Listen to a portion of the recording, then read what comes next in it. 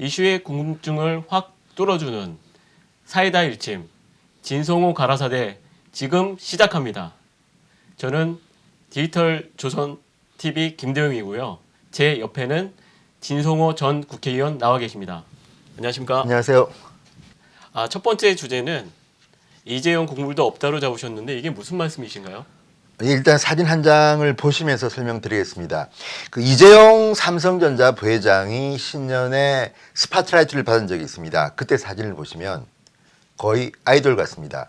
삼성전자 수원 공장에 나타났는데요. 지금 보시는 것처럼 거의 뭐 핸드폰 찍고 난리가 났습니다. 그런데 저 장면을 보고 언론들은 이재용 부회장이 군액상에 갔다는 것을 스파트라이트를 맞췄지만 사실 저걸 보고 긴장했던 분들이 많습니다.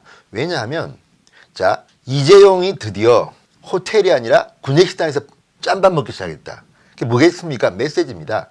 올 한 해 대단히 힘들지 모른다. 여러분들 각오하시라. 그리고 비슷한 시기에 경제면에 난 것들은 그렇습니다. 이재용 부회장이 아마도 반도체와 핸드폰 다 오래 어려울 것이기 때문에 삼성전자 직원들은 각오 단단히 하라는 메시지입니다. 그러니까 저걸 보면 지금 대한민국의 다른 대기업이나 중소기업 오너들도 긴장할 수밖에 없겠죠. 11일 날이죠. 12일 날 대법원에서 큰 결정을 했습니다. 언론들이 보도하기를 자 최순실 박근혜 전 대통령의 2심 재판까지는 네. 삼성이 준 뇌물 액수가 86억이라고 그랬고 이재용 부회장에 대해서는 2심 재판부가 36억이라고 했습니다. 그러면 차이가 많이 나죠. 네, 많이 나는데 근데 이제 물론 이재용 부회장은 좀 비싼 변호사들을 쓴 것 같습니다. 그래서 1심에는 구속됐다가 2심에서는 풀려났습니다. 그리고 이재용 부회장이 풀려나니까 삼성전자가 그래도 구속됐을 때보다는 제가 볼 때는 활기가 있고 또 뭐 이재용 부회장이 인도를 간다 하면 또 문재인 대통령과 만나기도 하고 그런 일들이 많았는데 사람들의 관심은 이겁니다.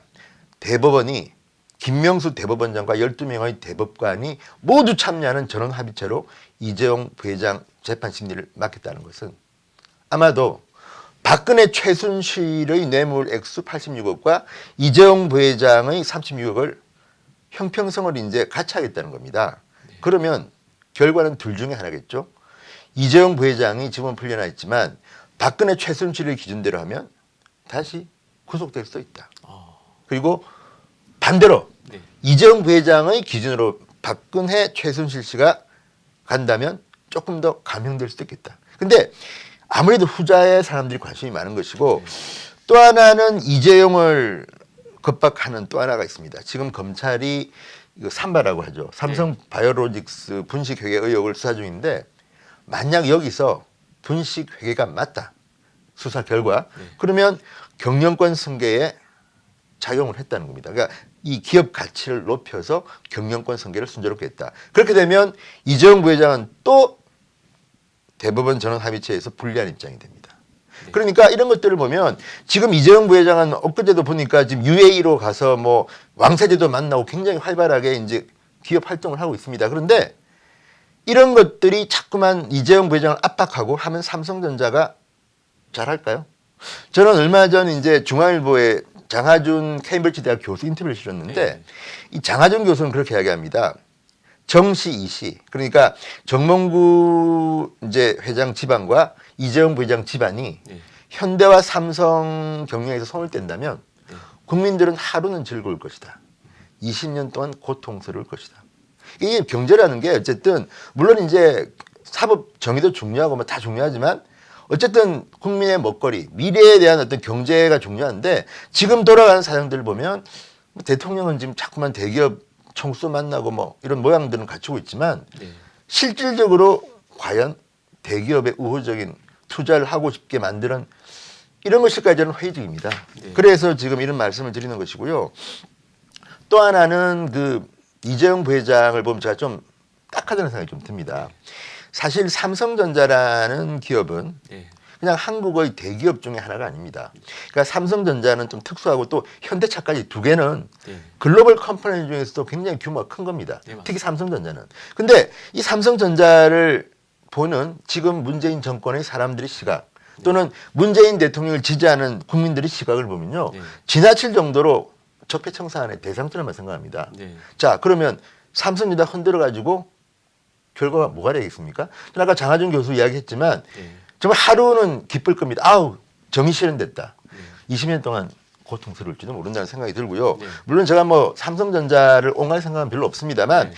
지금 돌아가는 형국이 그렇다는 이야기입니다. 게다가 또 이제 최근에 경제 지표들이 발표되는데 네. OECD의 그 경제 선행 지수가 지금 21개월째 네. 내리막길입니다. 기록입니다. 네.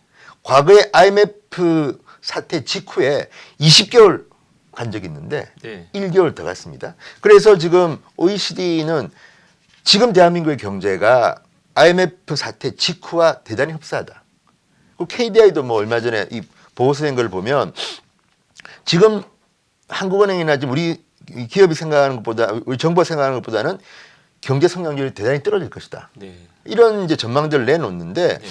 자, 이런 판국의 언론들의 관심은 이재용이 대법원 전원 합의체에 들어가고 삼바 분식 의혹 수사가 어떻게 될까? 이게 전부 다 종합을 해보면 네.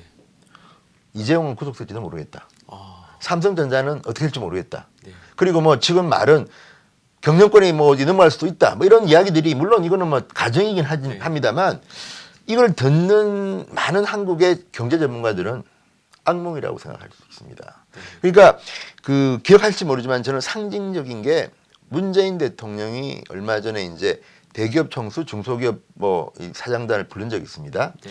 그때 보면 그 많은 사람들이 회의를 한다는 것도 제가 볼 때는 효율성이 대단히 떨어진다. 왜? 작년인가요? 그 대기업 오너 뭐 총수들 한 15명하고 호프 미팅을 했는데 네. 그 뒤에 변한 게 있나요? 그리고 그때는 15명인데 이번에는 뭐 엄청난 숫자도 많았습니다. 네. 그랬는데 상징적인 장면은 또 사진입니다.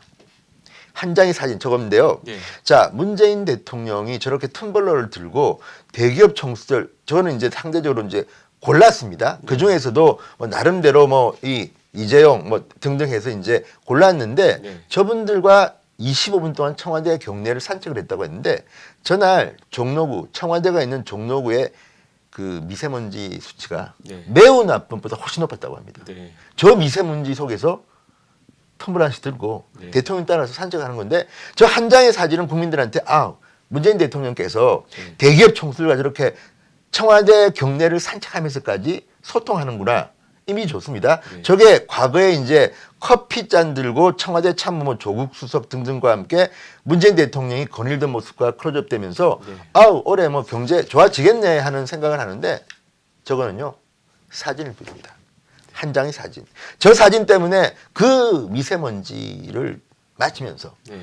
저런요 외국 같으면 하면 안 되는 행동입니다. 제가 볼 땐 그렇습니다. 어떻게 저런 장면을 연출한 저게 누구의 작품인지 모르겠지만 저 때는 탁현민 씨가 그만뒀나 뭐 안 그만뒀나 모르겠지만 정말 저런 행위를 하면 안 된다고 봅니다. 네. 그러니까 저렇게 이재용은 나쁜 미세먼지 마시면서 네. 청와대를 걸으면서 나름대로 저렇게 하고 있는데 네.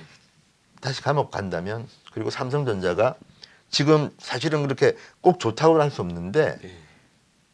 이런 상황을 보면 저는 이재용은 국물도 없다고 했지만 네. 정말 국민들이 이제는 국물도 없는 거 아닌가.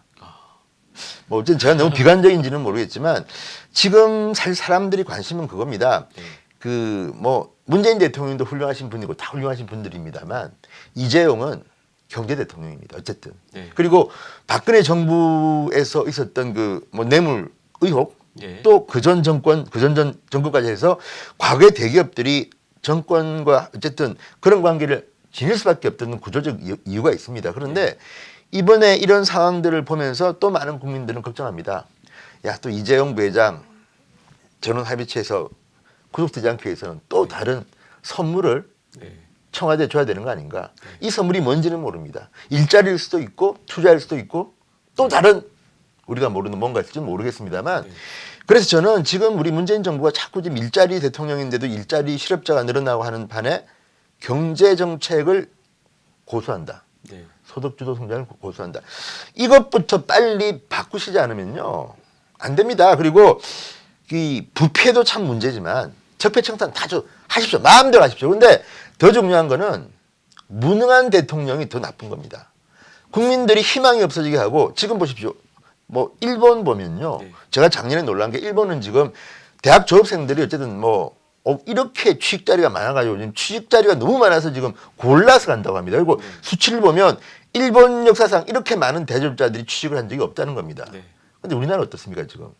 지금 안 됩니다. 안 되고 있습니다. 그죠? 네. 거의 지금 취직 자리가 없어가지고 대졸자들은 스카이캐슬 뭐 스카이 대학 나오면 취직되는 줄 안 됩니다 지금. 네. 이런 상황을 갖다가 갖게 한 거는 대통령 책임입니다. 경제부총리 뭐 정책실장 뭐 했습니까 지금? 그러니까 경제는 실적과 숫자와 통계로 이야기해야 되는데 문재인 대통령을 뽑은 국민들은 그렇게 생각했을 겁니다. 저분이 대통령이 되면 가난한 사람들은 좀 이제 잘 살게 되고 좀 빈부격차가 해소될 줄 알았더니 지금 통계청이 이 조사를 한 일에 최악으로 지금 가고 있습니다. 네. 할 때마다 잘 사는 사람은 더 잘 살고 못 사는 사람은 더 못 살게 되고 있다. 그래서 저는 이재용 부회장을 상징적인 존재로 두면서 이야기합니다. 이재용은 경제 대통령인데 지금 경제 대통령에 대해서 과연 우리 정부나 또는 법원이나 한 번 더 고민을 하시라. 네. 제가 뭐 삼성전자 직원도 아니고요. 네. 별로 안 좋아한 적도 있고요. 제가 지금 쓰는 핸드폰은 그쪽에서 만든 거긴 합니다만 어쨌든 감히 말씀드립니다. 문재인 대통령 일자리 대통령 되시려면요. 정치 대통령께서 경제 대통령과도 잘 소통하시라. 지금까지 소통은 제가 볼 때는 제대로 된 소통으로 보이지 않습니다. 네. 그리고 그 대학교를 졸업하는 젊은이들 최근에 고용 세습 의혹 뭐 등등해서 지금 말이 많지 않습니까? 네. 왜 이런 것에 대해서는 대통령이 말씀을 안 하십니까? 저는 경제가요 이런 정의만 공정만 가지고 되는 건 알긴 하지만 그래도 그 안에 있는 공정은 살아나야 되고 네. 또 이재용 부회장으로 상징되는 우리 경제가 네. 침울하게는 하지 말라. 네. 오늘 점잖게 당부드리겠습니다. 네. 예.